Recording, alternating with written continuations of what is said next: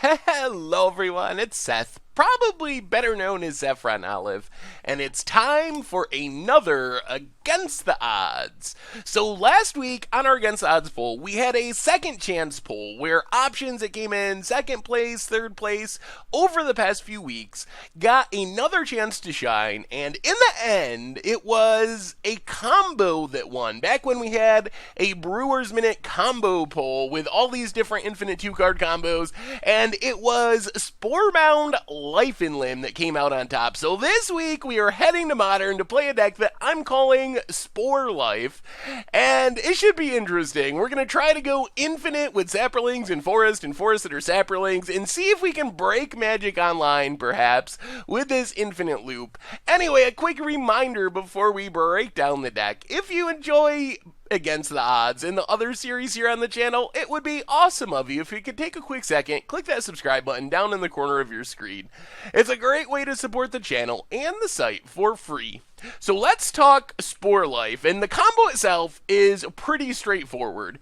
It's a little convoluted with the wording on the cards, but Sporemound and Life from Limb, if we can get them on the battlefield together and make a land drop, we start this infinite loop of Saproling Forest. It's very odd. So Sporemound makes a green Saproling creature token when a land enters a battlefield. Life from Limb makes it so every forest is a Dryad Arbor, essentially. It's a 1/1 Saproling creature. So Sporemound essentially just triggers itself because the Saproling it makes is also a land, a forest, so it triggers again to make another Saproling, which is also a forest, and it triggers again. The end result of this is we will make a million billion tokens and hopefully blow up Magic Online. I don't know what Magic Online will do, honestly, when we just make an infinite number of tokens, so it should be interesting. However, we do have some ways to stop the combo. Our primary goal, while I do want to see what happens if you just let Sporemound go out of control, I imagine just tokens spawning everywhere and my computer blowing up, I do want to see what happens, but we also have ways to win the game, because in the paper world, what would happen with this combo is, if we don't have a way to stop it, it will just draw the game. It'll make tokens forever until the game draws. We'll start over with a brand new game after a draw, but we have a couple ways to stop the combo. So Blasting Station artifact sits out on the battlefield. We can tap it to sack a creature and deal 1 damage. This does kind of 2 things. First off, it lets us just kill our opponent, because every time a Saproling from the combo comes into play, it's going to trigger to untap Blasting Station. That's the second ability on Blasting Station. So we can sack the Saproling with the untap trigger on the stack, deal a damage to our opponent. Blasting Station untaps, we get another Saproling from the Sporemound Life and Limb combo, do it again. So we just ping our opponent to death with Blasting Station. If for some reason we can't kill our opponent, we can just make like a million tokens with Sporemound, which are also forests, so we'd have 1 million mana theoretically, but we make 1 million of our Saproling Forest tokens, and then we can sack the Sporemound itself to stop the loop so we don't draw the game. Greater Gargadon is just another sack outlet. We can suspend it early in the game, set our combo up. Once we start going infinite, we can just sack the Sporemound to stop the combo once we have a ton of tokens, enough tokens that we can win the game. So these are basically ways to end the loop so we don't just draw the game every time. The rest of the deck, we have some ramp, and one of the problems with our combo is it's a bit slow for Modern. We have a 4-mana enchantment, a 5-mana creature, and ideally we'd play the 5-mana creature first, because it's very risky just to run a Life and Limb out there, because that's going to make all of our forests into 1/1 creatures, which means theoretically Lightning Bolt turns into 1-mana land destruction, Pyroclasm turns into 2-mana Armageddon. Lots of things can go wrong if we just slam a Life and Limb and make all of our lands into creatures. So ideally we want to play the Sporemound first, and then the next turn to play the Life and Limb, which means we're making a 5-drop as our first combo play, so we're not comboing off till like turn 6. But Land of War Elves and Birds of Paradise just help speed this up. We can ramp into our Sporemound on turn 3 or turn 4, and then combo off on turn 4 or turn 5 by playing the Life and Limb. We also have Lightning Bolt and Beast Within. These cards are just removal, and they're also combo enders. So after we make a ton of Saprolings, we can just Bolt or Beast Within our Sporemound to end the loop so we don't draw the game. We also can just use these to disrupt our opponent. Lightning Bolt, pretty straightforward, 3 damage, can go to the opponent's face if need be, but mostly kills a creature. Beast Within is an interesting one. It's kind of a hedge against Tron to some extent.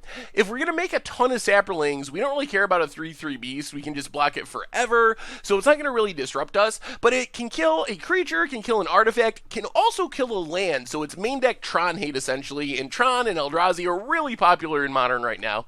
And then we have some cards to kind of slow down the game a bit and help us set up our combos. So we're not comboing off with Blood Moon or Ensnaring Bridge, but hopefully these are cards that'll just buy us enough time that we can get our Sporemound Life and Limb combo. They also work pretty well with the combo, so Blood Moon just makes all non-basics into mountains. We have lots of forests, so it doesn't really hurt us.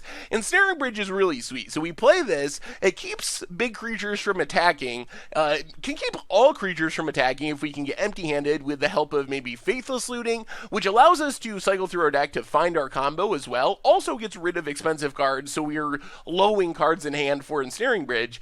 But the neat thing is, we make these infinite Saprolings, we need to be able to attack with them since they're all one-powered creatures. We just draw a card from the turn, and that's going to make it so all of our creatures can attack through the Ensnaring Bridge, even though our opponent still won't be able to attack.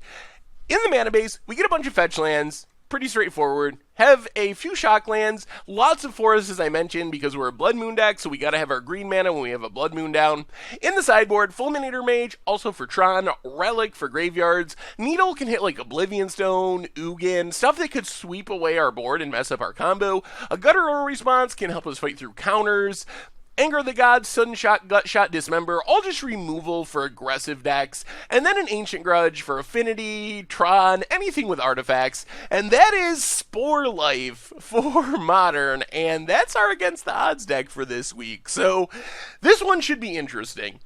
The combo itself is going to work. We have no doubt about it. It's written right on the cards. We know if we get a Life from the Limb and a Sporemound on the battlefield and make a land, we start an infinite loop. That part's set in stone. The question's going to be, can we live long enough to get a Sporemound and Life and Limb on the battlefield, especially with the weird timings we were talking about where you don't really want to just play Life and Limb because it's super high risk when all of our lands become 1/1s, which are really susceptible to removal. That's going to be the question. Having the Birds of Paradise, Llanowar Elves to speed things up definitely helps. Having access to Blood Moon and Ensnaring Bridge to hopefully stay alive really helps as well. Those are cards that can buy us a lot of time in the right matchups. So it's going to depend partly on the matchups.